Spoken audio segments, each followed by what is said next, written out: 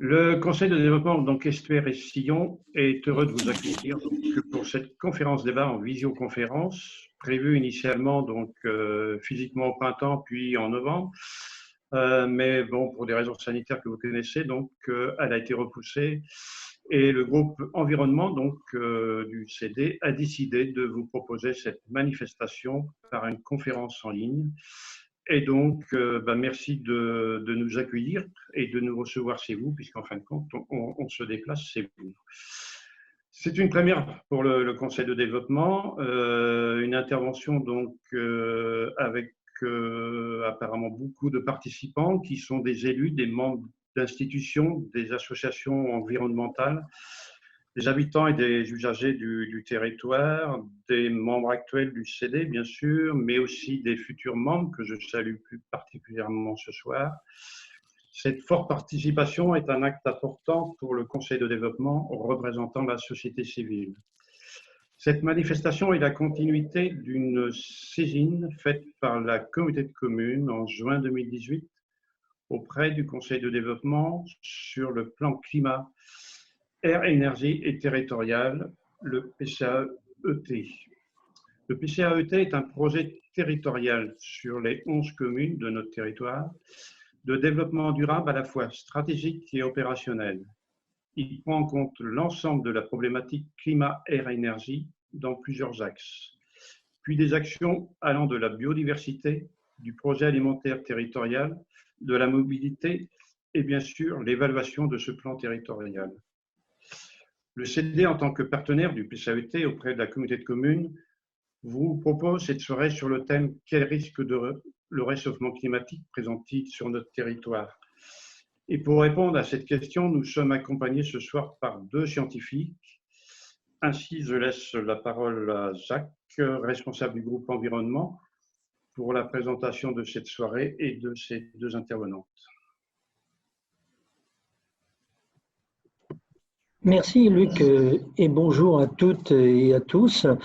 Cet échange effectivement que nous vous proposons s'inscrit dans la volonté du CD de s'investir pour une meilleure appropriation des réflexions qui sont menées un petit peu tous azimuts autour du PCAET dont on vous a parlé juste à l'instant. Et dans ce cadre-là, il nous a paru opportun de deux choses importantes à discuter aujourd'hui. D'une part, mieux comprendre les différents risques que le réchauffement climatique fait prendre à l'intégrité de notre territoire qui est véritablement particulier autour de deux éléments importants, l'estuaire de la Loire qui est en fait une vaste plaine inondable et le sillon de Bretagne qui est une véritable barrière topographique. Mais aussi, dans un deuxième temps, de mener une réflexion entre nous beaucoup plus globale sur toutes les manières comportementales de s'approprier ces changements et leurs conséquences, ainsi que de rechercher toutes les clés à notre disposition dans la société actuelle pour pouvoir agir à notre niveau de citoyens. Comme l'a dit Luc, pour nous aider dans ces réflexions, nous avons fait appel à deux scientifiques qui ont spontanément répondu à notre demande. Il s'agit de Madame Christelle Lebotte, chargée d'études et de projets au GIP, qui est le groupement d'intérêt public de l'estuaire de la Loire à Nantes, et d'autre part de Madame Marie-Jo Menozzi, ethno-sociologue indépendante de la société Ethnosie à Saint-Vincent-sur-Oust, qui par ailleurs est aussi membre du conseil scientifique du parc naturel régional de Brière tout proche. Sur le sujet des risques liés au changement climatique, je vais donc maintenant céder la parole à Madame Lebotte. Bonsoir à tous. Je vais procéder au partage de l'écran pour que vous puissiez voir le diaporama que je vais vous présenter.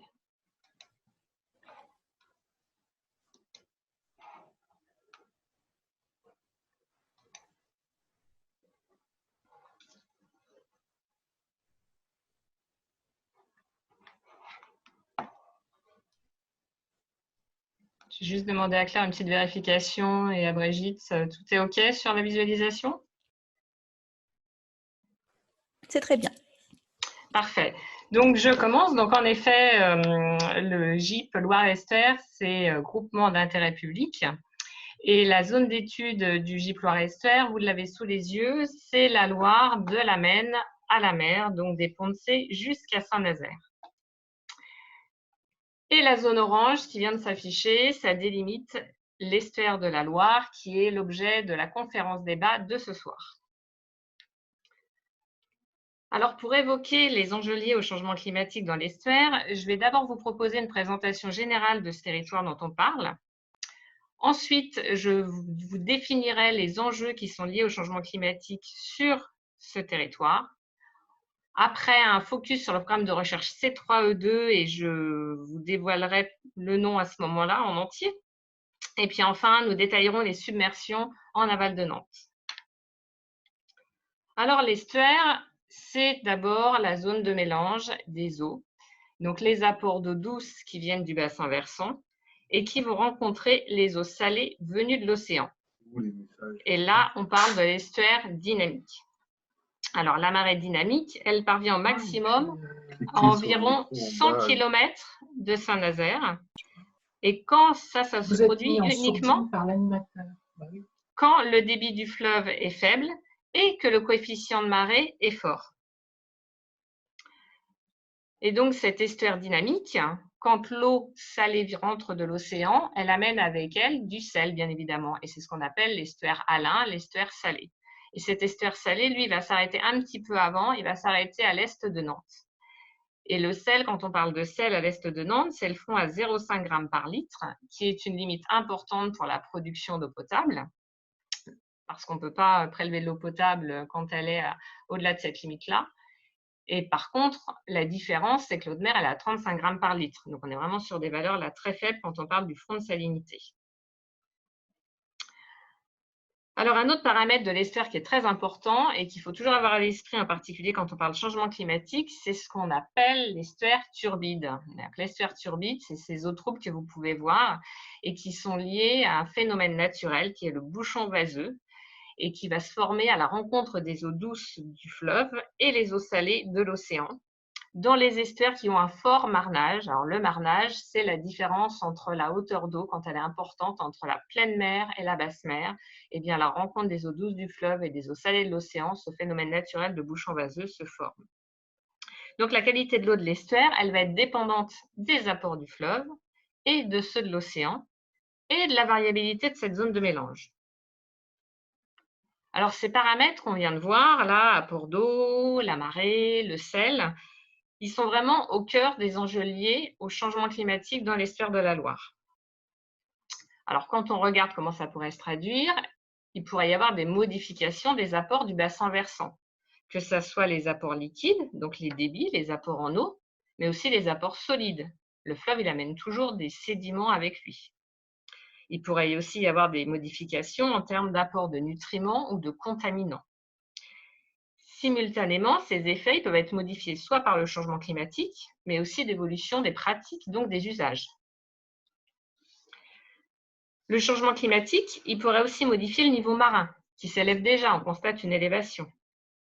Il pourrait aussi y avoir des modifications du régime des tempêtes, une modification des températures, ce qu'on voit aussi déjà en termes de température des océans, et donc globalement une modification de cette qualité des eaux océaniques.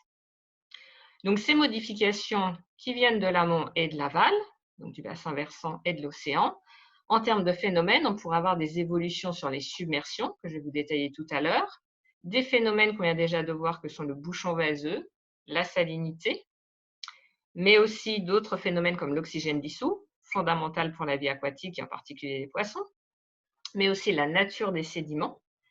Et puis la morphodynamique. Donc la morphodynamique, ça va être la dynamique, par exemple, des berges de l'estuaire. C'est comment la forme de l'estuaire pourrait évoluer. Donc en cas de modification de ces phénomènes, on peut avoir un impact ensuite, c'est toujours ce phénomène en cascade des effets du changement climatique, sur les habitats naturels, donc les marais estuariens par exemple, et sur les espèces animales comme végétales. Si vous avez plus de sel, plus d'eau, vous n'allez pas avoir par exemple la même végétation qu'on va avoir auparavant. Et la modification donc, de ces phénomènes aurait aussi un effet sur les usages. Donc, on a déjà parlé éventuellement des prélèvements en eau potable. Si on avait un front de salinité qui venait à remonter encore. Il peut aussi avoir des effets sur les prélèvements d'eau pour l'usage industriel ou agricole, et plus largement pour l'agriculture. Il pourrait aussi avoir des effets sur la pêche, si on n'a plus les mêmes espèces de poissons, ou la même abondance, la navigation, quand on parle des évolutions de sédiments, entre autres, ou de hauteur d'eau. Des questions aussi sur les dragages d'entretien du chenal de navigation, ou encore les aménagements portuaires, et plus largement l'urbanisation. Alors, ces énumérations, elles vous donnent un aperçu de la diversité des enjeux qui sont liés au changement climatique. Le sujet, il reste complexe parce qu'il y a beaucoup de paramètres à prendre en considération et qui interagissent entre eux. Donc, j'emploie aussi le conditionnel car ces réflexions, elles restent des hypothèses aujourd'hui. On est sur de la projection dans le futur. Donc, pour les vérifier, il faut avoir recours à la modélisation, puis ensuite l'observation. Il y a toujours ce jeu modéliser, mais aussi toujours observer pour réactualiser le modèle. Donc, l'hypothèse, on recourt à la simulation pour simuler le futur. Et ce modèle, eh bien, vous voyez la complexité de tout ce qu'il faudra prendre en considération. Les modèles, ils font toujours des choix. Donc, c'est une représentation qui est toujours simplifiée de la réalité. Donc, on cherche à la reproduire, mais en la simplifiant. Alors, l'objectif des modélisations qui sont liées au changement climatique, c'est vraiment répondre à la question « Quelle modification pour quel résultat ?» Et donc, ce que j'ai commencé à vous dire, c'est que les résultats que vont donner le modèle, ils vont toujours dépendre de la manière dont le modèle est construit et des données qui ont servi à sa construction et de la méthode mise en œuvre. Donc, sur l'estuaire, il y a eu un programme de recherche qui a vraiment couvert votre territoire qui s'appelle le programme de recherche C3E2. C3, donc, je vous dévoile ce nom, le suspense n'est plus tenu, pour conséquence du changement climatique sur l'éco-géomorphologie des estuaires. Alors, l'éco-géomorphologie, c'est encore un terme complexe. L'idée ici était d'évoquer les interactions entre les évolutions de la végétation et le fonctionnement estuarien. Donc, en gros, comment la végétation allait évoluer s'il y a plus de sel, plus de submersion, par exemple. Donc, ce programme, il a été publié en 2014 et il a été coordonné par Ifremer avec les contributions d'un bureau d'études, Artelia. Il y a eu également un travail de l'Université de Bretagne occidentale et du GIP Estuaire. Et donc, la modélisation qui a été mise en œuvre, qui s'est basée sur une modélisation tridimensionnelle hydrosédimentaire, eh bien, parmi les paramètres qu'on a vus tout à l'heure, elle a retenu les apports liquides du bassin versant et les apports solides, mais elle n'a pas du tout abordé la question des nutriments ou des contaminants. Et puis, sur l'aval, il y a eu la modification du niveau marin et la modification du régime des tempêtes qui ont été retenus comme paramètres pour construire le modèle. Alors, le territoire concerné, ça a été vraiment l'estuaire de la Loire, donc jusqu'à la marée dynamique, jusqu'à Ancenis. Mais sur votre territoire, le modèle, il est même allé encore plus loin parce qu'il a travaillé l'I mineur et l'I majeur. Alors, le Li mineur, c'est ce que vous avez ici. C'est là où la Loire va couler sans débordement. Donc, sur ce Li mineur, on a regardé la dynamique estuarienne en termes de bouchons vaseux, de salinité et de niveau d'eau à horizon 2040 avec l'impact du changement climatique. Le modèle, pour vous représenter la réalité, voilà, on fait des mailles. C'est ce que vous voyez ici. C'est le même secteur, mais là, vous avez les mailles du modèle pour les secteurs qui l'a représenté. Et puis, on a regardé l'impact du changement climatique, des évolutions à 2040, sur le Li majeur, c'est-à-dire la plaine alluviale où la Loire peut déborder. Donc, sur les zones submersibles, on a regardé la morphologie, donc comment pouvait évoluer en termes de relief, en termes d'écoulement aussi. On a regardé les submersions, donc, comment la Loire débordait, et à nouveau, la salinité, les matières en suspension, MES, donc les dépôts de vase, et l'impact sur la végétation.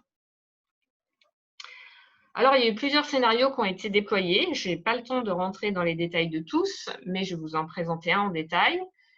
Ce qu'il faut retenir, c'est qu'il y a un premier scénario. En gros, le modèle qui était construit, on continue de le faire tourner et on ne change rien au niveau des apports en eau. Donc, c'est le sans changement climatique.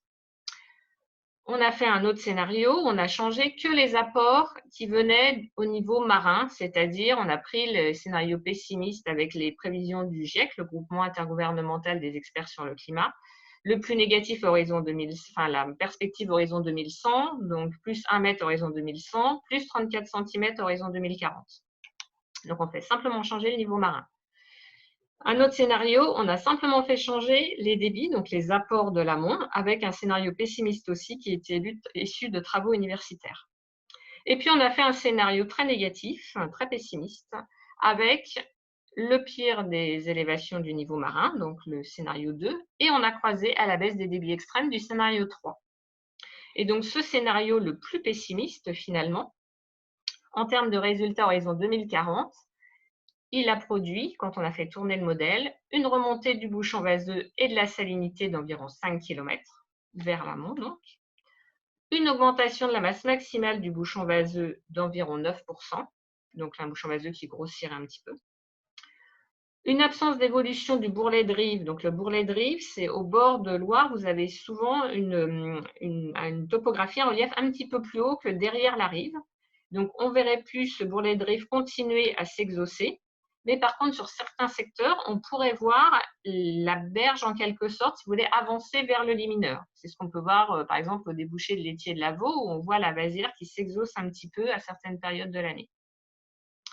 Et puis, sur les zones submersibles, donc des dépôts de vase en arrière du bourrelet de rive, avec les débordements, et avec des différences selon les secteurs, ce qui fait que les dépôts de vase successifs peuvent élever les terrains, mais une élévation des terrains au fur et à mesure, qui ne va pas compenser l'élévation du niveau marin qui était projeté. Donc, quand même plus de submersion. Alors, quand on dit plus 5 km de remontée des limites du bouchon vaseux et du sel par rapport à leurs limites actuelles, voilà comment ça se traduirait pour le front le plus amont. Mais bien évidemment, sur le territoire où vous êtes, c'est également la même chose, c'est-à-dire quand même plus de sel, plus de vase.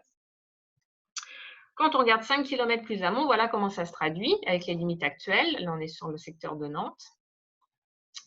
Il faut les comparer toujours à ce qu'a pu connaître l'estuaire de la Loire par le passé. Et comme je l'ai mis tout en haut, l'intrusion, là, on est toujours en condition maximale, condition de pleine mer, donc fort coefficient de marée, vives eaux, et puis à l'étiage, c'est-à-dire très faible débit du fleuve. Ce n'est pas une circonstance permanente. Et donc, pour comparer aux évolutions historiques, parce que l'estuaire a connu des évolutions similaires par le passé, c'est affiché ici le lit de la Loire en 1850. On avait une Loire qui divaguait en plusieurs bras, qui était beaucoup moins resserrée qu'aujourd'hui, donc une forme complètement différente du fleuve, et un fonctionnement qui était différent aussi. Et on voit ici les limites du sel au fur et à mesure, et les limites de la vase qui est remontée aussi. Donc ça s'est passé, ces aménagements de Loire, ils ont été faits à des fins bien spécifiques, qui étaient d'améliorer les conditions de navigation sur la Loire en utilisant la force de l'océan. Donc, on a fait en sorte de resserrer le lit de la Loire, de creuser son lit. Donc, c'est la force de l'océan qui a fini par creuser le lit. On a donc concentré l'énergie du fleuve et ça a permis à l'estuaire de se propager de plus en plus loin. Donc, en effet, l'estuaire a déjà connu des remontées du sel et de la vase bien plus importantes que ce qui est projeté à horizon 2040 par rapport à la situation actuelle. Donc, plus 23 km en 30 ans, par exemple, pour le sel, et plus 28 km en 38 ans pour le bouchon vaseux qui ont pu être observés par le passé. Alors, pour finir, je vais vous présenter les submersions et les questions également qu'on a pu avoir en termes de modélisation. Donc, dans l'estuaire en aval de Nantes, la Loire, elle déborde librement, même hors période de crue, à la faveur des forts coefficients de marée. Vous avez ici une image des zones en eau, et vous voyez la centrale de Cordemais au fond et le chemin des Carilles qui est dégagé. Alors, ces submersions, nous, on les suit. Et on les suit au regard de la vallée, donc entre Nantes et Saint-Nazaire. Vous avez ici la vallée en vert. Et ce que je vous expliquais tout à l'heure par rapport au lit mineur, il faut déterminer une hauteur d'eau à partir de laquelle la Loire déborde. Et la Loire, elle déborde sur la plaine alluviale dès que son niveau atteint 2,70 m IGN 69 à Cordemais. C'est la référence. Alors, nous, on les regarde au niveau de Cordemais, pardon, mais c'est vraiment cette limite de 2,70 m IGN 69 sur l'ensemble de la ligne de rive.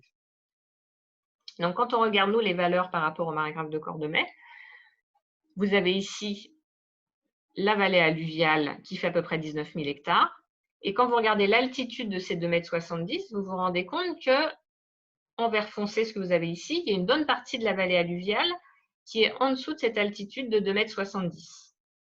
Et puis, vous avez en hachuré les secteurs où il y a une régulation hydraulique, puisque tous ces secteurs-là sont des zones agricoles où il peut y avoir des exploitants qui vont régler les niveaux d'eau selon les besoins dont ils peuvent avoir, soit pour délimiter les parcelles, pour l'abreuvement, soit pour alimenter en eau des prairies, pour faire par exemple les pousses de regain après la période estivale.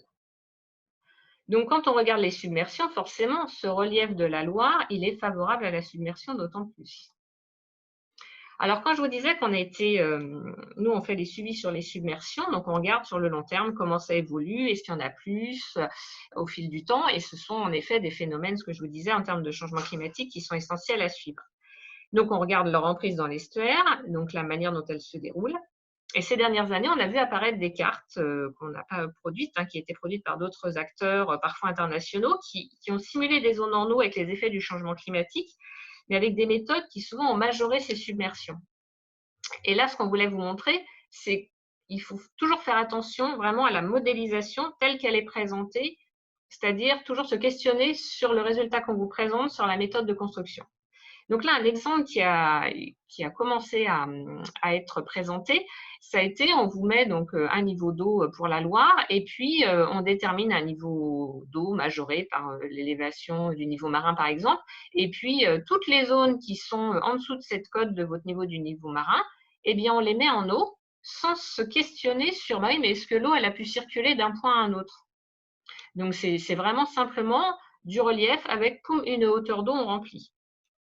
Et nous, on a fait cet exercice en se disant, bon, ben ok, comment ça se traduirait par rapport à ce qu'on connaît des surfaces submergées si on prenait cette idée des surfaces submersibles.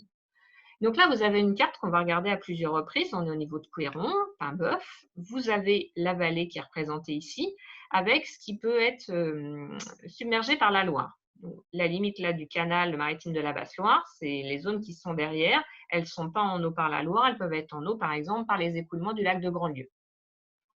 Donc, voilà la limite qui pourrait être, donc, voilà la vallée. Et à chaque fois, vous allez voir apparaître la surface potentiellement submersible au regard des hauteurs de submersion que je vous présente. Donc, premier exemple qu'on a pu traiter, donc une image, c'était le traitement d'images satellites. Donc, il faut qu'il y ait une couverture nuageuse complètement inexistante pour avoir cette vision d'ensemble, sinon on ne peut pas faire l'exercice. Un débordement de 16 cm d'eau. Et on se rend compte que sur ce secteur-là, on pouvait avoir 63% de la vallée qui pouvait être en eau par rapport à l'altitude du débordement. Et dans la réalité, en fait, en submergé, que ce soit des zones en eau ou ressuyées, quand on fait l'analyse, il n'y a que 8% de la surface qui est en eau. Donc, le chemin de l'eau a été empêché sur certains secteurs. Pareillement, même exercice, un débordement de 66 cm, donc plus important. Là, il y avait 92% du territoire qui pouvait être submergé. Et finalement, on n'en a que 19%. À nouveau, un autre débordement, 89 cm, qui arrive quelques jours après le premier. Là, on aurait pu avoir 94% de la vallée en eau et on en a 46%. Et enfin, un débordement complètement exceptionnel avec une hauteur de débordement de plus d'1,50 m, c'est Xynthia, où là, la totalité de la zone pouvait être en eau. Et malgré tout, on n'arrive qu'à, entre guillemets, 87%. Donc, on se rend bien compte qu'il n'y a pas de relation linéaire entre hauteur de débordement et surface submergée. Il faut vraiment avoir à l'esprit les facteurs qui vont être forçants sur la surface submergée, c'est-à-dire qui vont conditionner la surface submergée.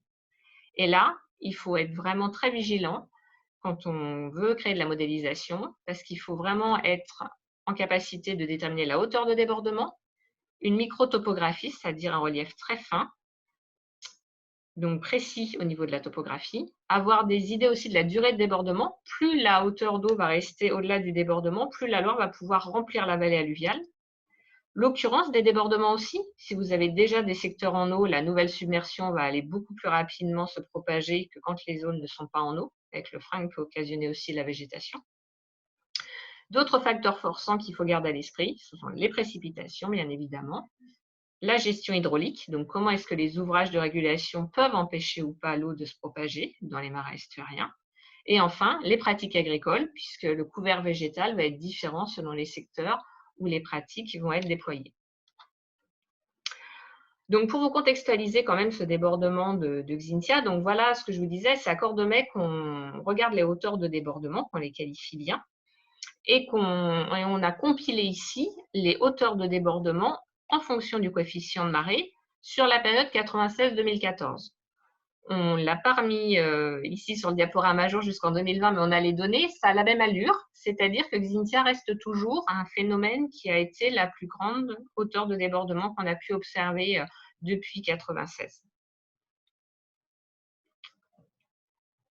Et pourquoi Xynthia a autant débordé? Parce que ça, c'est un élément aussi qu'il faut avoir à l'esprit quand on parle des débordements et des submersions en estuaire de la Loire, et d'autant plus dans le contexte de changement climatique, c'est que les débordements, au-delà des conditions de débit et les apports qui vont venir de l'océan, il va y avoir la condition locale en termes et des phénomènes de surcote ou de décote. Et les conditions locales, ça va être la houle au large et donc le vent, mais aussi les vagues quand on va arriver dans l'estuaire et à nouveau occasionnées par le vent en partie, et les conditions de pression atmosphérique. Et Xynthia, le débordement, il a été aussi important parce qu'on est arrivé à pleine mer locale et la tempête est passée au même moment avec une dépression qui était très importante, qui a en fait gonflé la masse d'eau et des rafales de vent qui ont d'autant plus créé ce phénomène de vagues et de houle. Donc, c'est la combinaison de ces phénomènes qui ont fait qu'on a eu une très grande surcote et donc un très fort débordement. Alors, pour conclure, ce que je vous ai présenté et ce qu'on a vu en détail, c'est que les scénarios pessimistes à 30 ans, donc issus de ces 3E2, donc 2010-2040, qui concluent à une remontée du système marin dans l'estuaire de 1 à 5 km pour ce qui est de la salinité et du bouchon vaseux, ils sont vraiment à comparer aux évolutions de l'estuaire, et en particulier celles que l'estuaire a connues au XXe siècle, avec les modifications qui étaient liées donc aux aménagements. Donc avec la remontée, par exemple, du front de salinité qui s'est fait en une décennie à un moment donné. Donc les 5 km qui pourraient se faire en 30 ans, l'estuaire, il les a déjà connus en 10 ans, mais pas avec les mêmes causes. Donc c'était pour le coup des phénomènes qui en plus étaient plus rapides que ceux annoncés.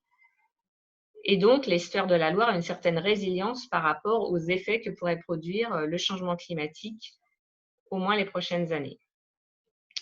Alors, bien évidemment, tout ça reste aussi des choses, ce que je vous dis depuis le début, où il faut garder à l'esprit qu'on est sur de la modélisation, de la projection. Donc, on se base bien évidemment sur la connaissance du fonctionnement actuel du fleuve, mais il faut absolument continuer ces observations pour bien mettre à jour ces modèles. Et ce que je viens de vous montrer avec les submersions, c'est qu'il faut bien connaître les méthodes toujours des modèles qu'on vous présente et des choix qui ont été faits pour la modélisation. Quand vous remontez sur ces données-là, globalement, vous arrivez à définir si le résultat correspond à vos attentes ou si les résultats devraient être approfondis par d'autres méthodes. Et puis enfin, l'importance de mettre à jour les connaissances, ce sont les nouveaux travaux du GIEC. Ce que je vous ai présenté sur ces 3E2 là, c'était sur les prévisions de 2013. Et donc en 2019, il y a eu un premier rapport spécial sur la cryosphère qui est sorti et qui montrait une accélération en fait de l'élévation du niveau des océans. Donc d'où l'importance de remettre à jour les modèles et de les faire retourner avec ces nouvelles données. La cryosphère, c'est l'ensemble de la glace de la planète, en fait. C'est un rapport spécial qui a touché ces questions-là et la masse de glace à l'échelle des pôles, en effet, influe beaucoup sur le niveau des océans. Et puis, à venir à partir de l'année prochaine, normalement, on doit avoir le 6e rapport d'évaluation où là, on a les rapports globaux et pas simplement sur un compartiment d'études. Voilà, je vous remercie beaucoup pour votre attention. Vous pouvez nous rejoindre sur notre site internet si vous voulez nous contacter et si vous voulez retrouver nos publications, nous suivre. On a aussi des réseaux sociaux. Et puis pour les submersions, on a une webcam qui est située en haut de la cheminée, la plus haute des cheminées de la centrale de Cordemais. Et vous pouvez suivre les submersions sur notre chaîne YouTube, on met les plus belles. Et on voit en particulier ces cycles de submersion qui montrent comment la submersion peut s'amplifier au fur et à mesure d'un cycle de débordement. Et puis une petite vision de la webcam pour terminer. Merci à vous.